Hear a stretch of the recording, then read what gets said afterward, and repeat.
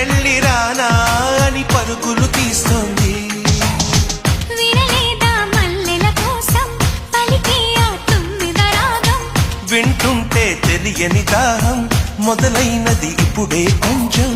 అదే సుమా నీకు నాకు వేసిన తీయని బంధం. ఆ కథలే మరిచిపోనులే.